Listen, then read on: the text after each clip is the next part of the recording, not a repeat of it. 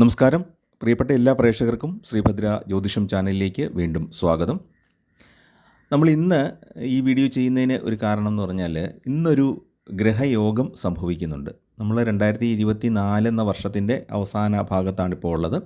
അപ്പോൾ ഡിസംബർ 28-ാം തീയതി ശനിയും ശുക്രനും തമ്മിൽ കുംഭൻ രാശിയിൽ യോഗം ചെയ്യുന്നുണ്ട്. അപ്പോൾ ശനി അതിൻ്റെ മൂലത്രികോണ ക്ഷേത്രത്തിലാണ്. ശുക്രനാണെങ്കിൽ ശനിയുമായിട്ട് ബന്ധുവുമാണ്. അപ്പോൾ ഈ രണ്ട് ഗ്രഹങ്ങളും കൂടെ സംയോജിക്കുമ്പോൾ എങ്ങനെയാണ് നമുക്ക് ഫലങ്ങൾ ലഭിക്കുന്നത് എന്നുള്ളതാണ് ഇന്ന് ചർച്ച ചെയ്യാനുള്ളത്. അപ്പോൾ കുംഭൻ രാശിയിൽ ശുക്രൻ പ്രവേശിക്കുന്നത് ഡിസംബർ 28-ആണ്, അതായത് ഇന്നാണ്. അപ്പം ശനി ശുക്ര യോഗം അത് ഉണ്ടാകുന്നത് കൊണ്ടുള്ള ഫലങ്ങളാണ് പറയുന്നത്. അപ്പോൾ ഈ ശനിയുടെയും ശുക്രൻ്റെയും പ്രത്യേകത എന്താണ്? ശനി നീതിയുടെ ദേവതയാണ്. അതായത് ദുഷ്ടന്മാരെ ശിക്ഷിക്കുകയും അല്ലെങ്കിൽ ദോഷപ്രവൃത്തികൾ ചെയ്യുന്നവരെ ശിക്ഷിക്കുകയും നല്ല പ്രവൃത്തികൾ ചെയ്യുന്നവർക്ക് അതിൻ്റേതായ ഫലം കൃത്യസമയത്ത് കൊടുക്കുകയും ചെയ്യുന്ന ദേവനാണ് ശനി എന്ന് പറയുന്നത്.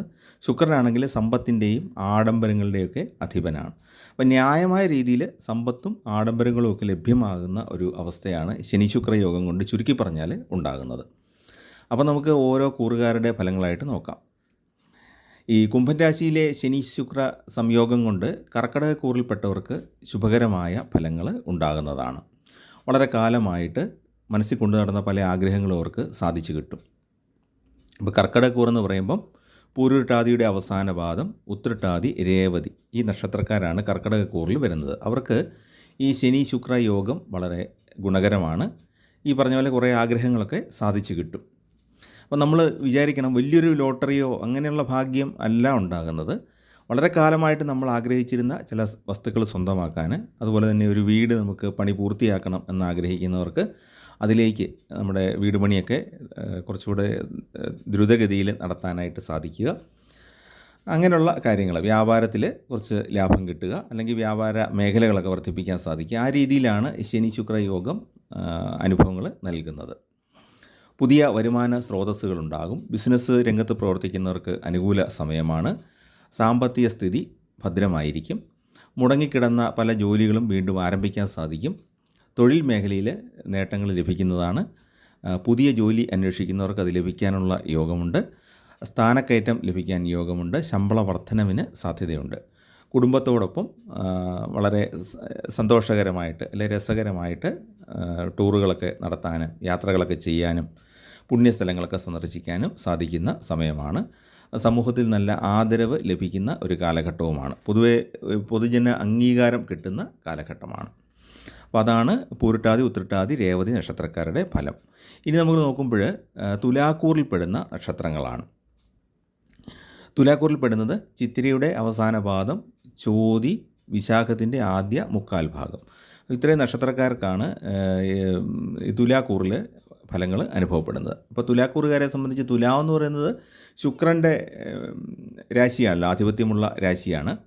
അപ്പം ഈ തുലാക്കൂറുകാർക്ക് ഈ ശനി ശുക്ര സംയോഗം അനുകൂലമായിട്ടാണ് വരുന്നത്. പുതിയ വാഹനം അല്ലെങ്കിൽ പുതിയ വീട് അല്ലെങ്കിൽ കുറച്ച് സ്ഥലം വാങ്ങിക്കണമെന്ന് ആഗ്രഹിക്കുന്നവർക്ക് അത് സാധിക്കുക. അങ്ങനെ വാഹനമോ വീടോ വസ്തുവോ ഒക്കെ വാങ്ങിക്കാനുള്ള യോഗമുണ്ട്. അല്ലെങ്കിൽ അതിനുള്ള പ്രാരംഭ നടപടികളൊക്കെ ആരംഭിക്കാൻ സാധിക്കും.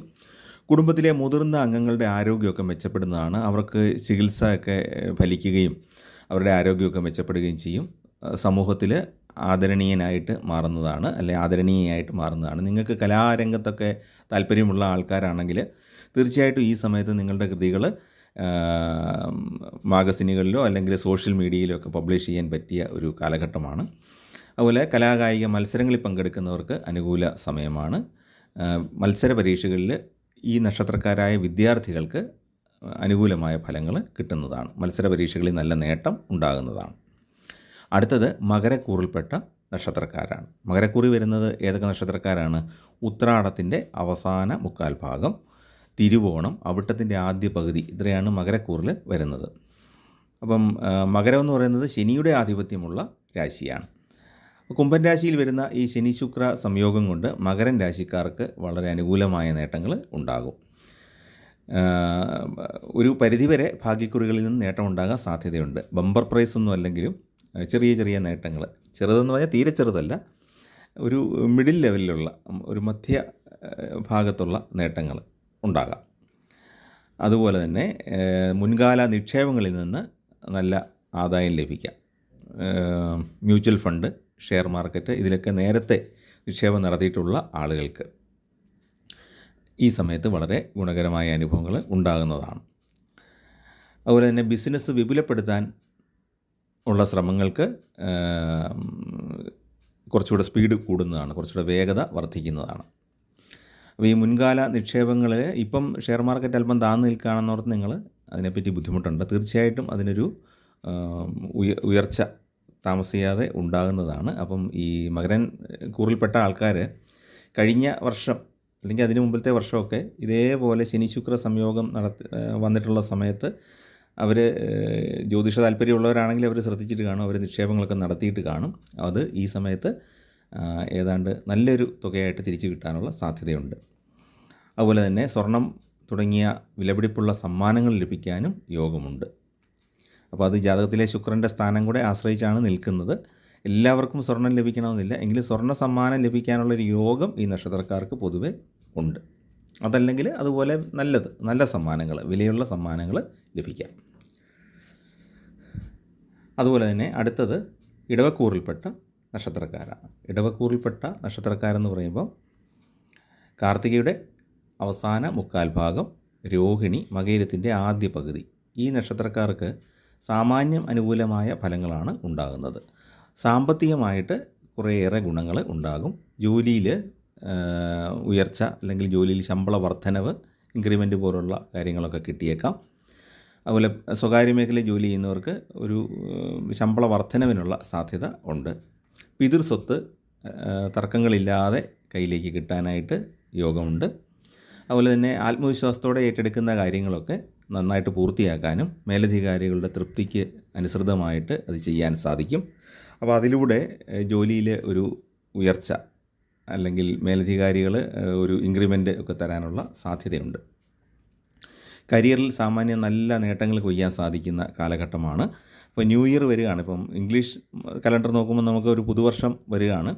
അപ്പോൾ ഈ ഒരു സമയത്ത് നമ്മുടെ ഈ പേഴ്സണാലിറ്റിയും ഒക്കെ ഒന്ന് കുറച്ചുകൂടെ ഡെവലപ്പ് ചെയ്യുകയാണെങ്കിൽ ഇടവക്കൂറിൽപ്പെട്ട ഈ നക്ഷത്രക്കാർക്ക് സെയിൽസ് രംഗത്ത്, മാർക്കറ്റിംഗ് രംഗത്തൊക്കെ നല്ല രീതിയിൽ നേട്ടമുണ്ടാക്കാൻ സാധിക്കുന്ന കാലഘട്ടമാണ്. ഈ ശുക്രൻ്റെ ഒരു പ്രത്യേകത എന്താണ്? ഏകദേശം ഒരു മാസമാണ് ഒരു രാശിയിൽ കൂടെ സഞ്ചരിക്കുന്നത്. ഒരു മാസത്തിൽ താഴെയാണ് ഒരു രാശിയിൽ നിൽക്കുന്നത്. പക്ഷേ ഇപ്പോൾ ഒരു പ്രത്യേകതയുള്ളത്, ശുക്രൻ അതിൻ്റെ ഉച്ചത്തിലേക്ക് പൊയ്ക്കൊണ്ടിരിക്കുകയാണ്. ഉച്ചരാശിയിലേക്ക് പൊയ്ക്കൊണ്ടിരിക്കുകയായതുകൊണ്ട് കുറച്ചുകൂടെ ഗുണഫലങ്ങൾ കൂടുതലായിരിക്കും. അപ്പോൾ അടുത്തൊരു മാസം നമുക്ക് പേഴ്സണാലിറ്റിയൊക്കെ ഡെവലപ്പ് ചെയ്യാൻ പറ്റിയ ഒരു കാലഘട്ടമാണ്. ആത്മീയ കാര്യങ്ങളിൽ താല്പര്യം വർദ്ധിക്കുന്നതാണ്. തീർത്ഥയാത്രകൾ പോകാനുള്ള സാധ്യതയുണ്ട്. കുടുംബത്തോടൊപ്പം പുണ്യസ്ഥലങ്ങൾ സന്ദർശിക്കാനും നല്ല നല്ല കാര്യങ്ങളൊക്കെ ചെയ്യാനും സാധിക്കും. ഉത്തരവാദിത്തങ്ങളൊക്കെ നല്ല രീതിയിൽ പൂർത്തിയാക്കാനായിട്ട് സാധിക്കും. ബിസിനസ് രംഗത്ത് പുതിയ പുതിയ മേഖലകൾ കണ്ടെത്താനായിട്ട് സാധിക്കും. പിന്നെ ചിലവുകൾ അല്പം വർദ്ധിക്കും എന്നുള്ള ഒരു ദോഷമുണ്ട്. അതുകൊണ്ടാണ് ഞാൻ ഈ ഇടവക്കൂറ് ഏറ്റവും ഒടുവിൽ പറഞ്ഞത്.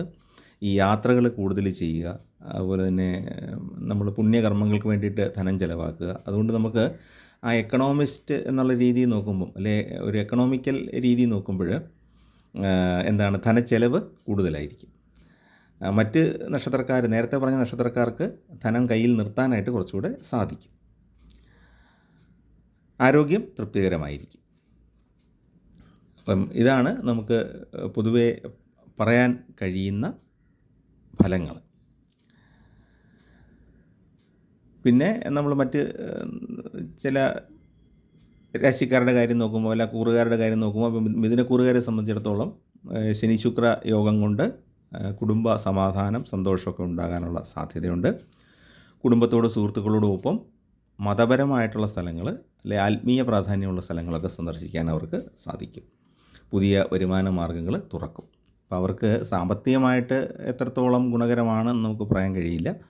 എങ്കിലും ശനി ശുക്ര യോഗം അവർക്ക് കുടുംബത്തിൽ വളരെ സന്തോഷകരമായ അനുഭവങ്ങൾ ഉണ്ടാകും. ബന്ധുക്കളെയൊക്കെ സന്ദർശിക്കാൻ യോഗമുണ്ടാകും. പ്രായമായവരുടെ അനുഗ്രഹം, ഗുരുക്കന്മാരുടെ അനുഗ്രഹമൊക്കെ കിട്ടുന്നതുമാണ്. അപ്പോൾ ഇതാണ് നമുക്ക് വിവിധ കൂറുകളിൽപ്പെട്ട ആൾക്കാർക്ക് ശനി ശുക്ര സംയോഗം കൊണ്ട് ഇന്ന് മുതൽ ഏകദേശം ഒരു മാസത്തേക്ക് കിട്ടുന്ന ഫലങ്ങൾ.